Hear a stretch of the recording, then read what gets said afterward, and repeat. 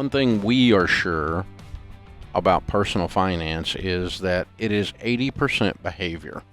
It's only 20% head knowledge. So anything in your life that affects your behavior positively or negatively is actually more important than the technical financial teaching. The technical understanding the details of an investment, important. Controlling the person in your mirror, absolutely vital. And so when you have things happen to you, you need to give yourself a little bit of somehow we feel like we have to be like financial superman, financial superwoman, even when we're really going through a hard time. Yeah. Like our last caller who just lost her husband. Yeah. Yeah. And, you don't have to be superwoman. Well, I think it's that. I think also sometimes, like you said, it might even be, it can be a coping strategy where we're like, I just want to do stuff. I want to control what I can control. But to your point, there's not a timeline you have to do all this on.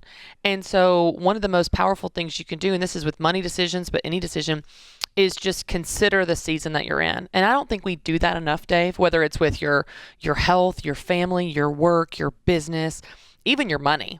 When you consider the season that you're in, then you can set goals and make plans that are a reflection of what's going on in that season. So the season of mourning after losing your husband might not be the time to knock out all your checklist on your, going through all the paperwork stuff. It might be something you do more gradually over 6 to 9 months than in those first few months. And so I think there's something really powerful of stopping, checking in with yourself, considering the season that you're in before you put all the pressure on yourself. Because sometimes we put pressure on ourselves and it's not the right time, the right season for that pressure or that goal.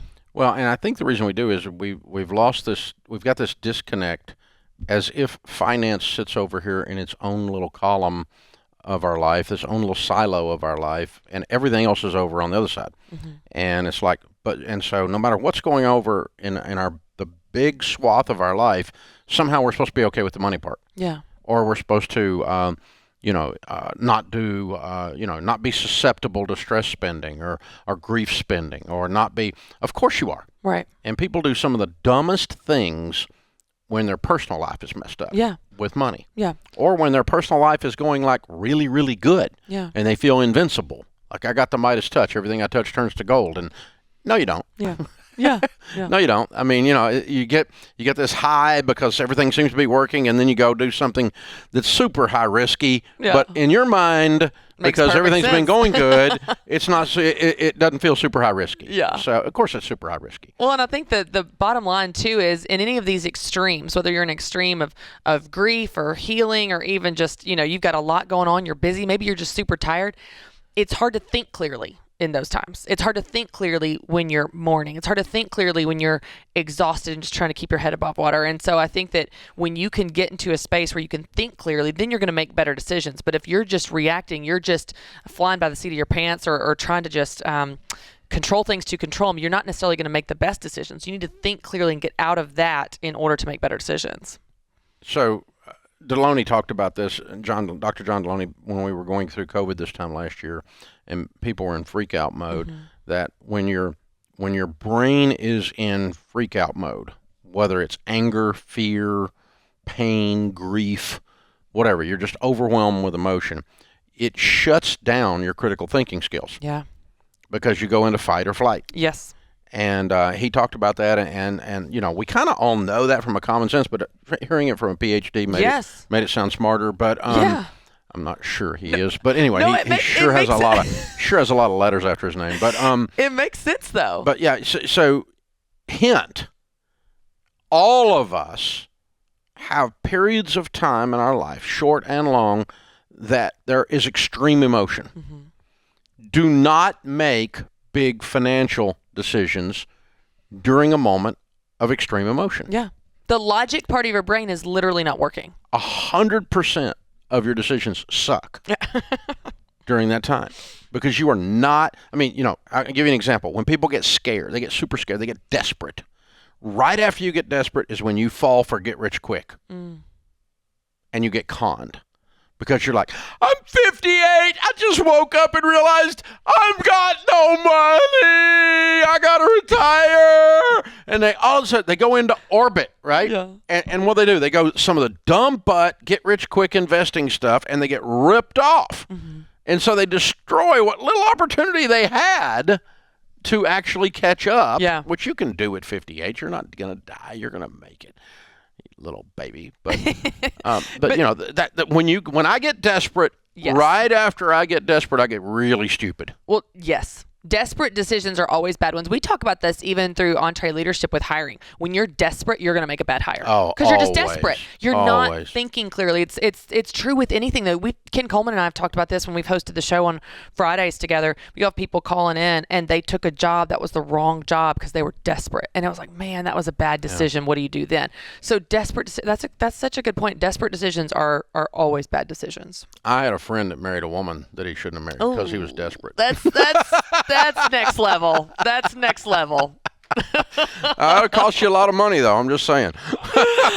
And headaches. And stress. And lots of it goes things. bad. Yeah. And the same thing could be true of some lady that hired or married a bad dude. I mean, it goes both ways. Yep. It's an expensive mistake. Yeah. Serious. So all kidding aside, with all the stuff happening with COVID, with grief around any kind of a situation, you get fired. Well, what happens? You go through the stages of grief. Yeah. You get mad. You're in denial. You blame other people. It's probably your fault, but you don't come to that immediately. It might not be your fault. I don't know. I got fired one time, and the guy, I never knew why I got fired. You still don't know why? No, and he died, so I'll never know. You'll never find out. And he cussed me out when he fired me. So I should be nice about it, but he's dead. And so, but yeah, one of the things I vowed around here over all these years is if we're going to let someone leave, they're going to at least know why, and they're going to, if at all possible, had a lot of warnings. Yes, yeah, a lot of heads up about it. But if you get fired, you get caught off guard. That lady in our earlier segment, been with Tyson 30 years. Yeah. Didn't work out. Yeah. In clothes. Oh, you heard. Oh, yeah. You can hear the pain. Yes. There's a story there. At the new plant. There's a story there. Yeah. And if while that stuff is in your stomach and coming up into the back of your throat, not a good time to buy a house. Yeah. Yeah. Yeah. Yeah. Not a good time to, suddenly say, I'm going to open a business and go $400,000 in debt. Yeah. To medicate the fact that I'm really hurting, pissed off, and wondering about my own worth Value. in the world. Yep. And personal finance. So the more stable, steady, consistent, predictable the person, the higher probability they build wealth. You know what? I'm curious your thoughts on this. When you said that you made this reference to starting a business, Ken Coleman and I, when we were hosting the show a couple weeks ago, we got the blinds.com question. It was this woman who had a salon for 22 years, closed it due to COVID, and then was not sure what to do now. And in her, when they submit these questions, can't ask follow-up, but reopening the salon wasn't an option.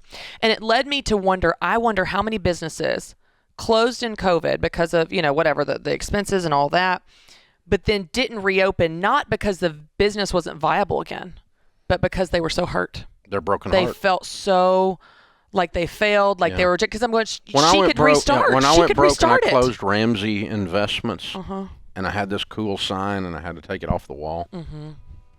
It did something. It was not just closing a business. When No. I turned the key That's right. in that door the last time and walked away from that building, it was like the death of a dream. Mm-hmm. And it was a very real thing. Did I need to be making major life decisions of any kind, money included, during that time? No! Right. So, you just got to, at any point of high emotion, positive or negative, take a chill pill, wait a beat or 3 before you make major financial decisions.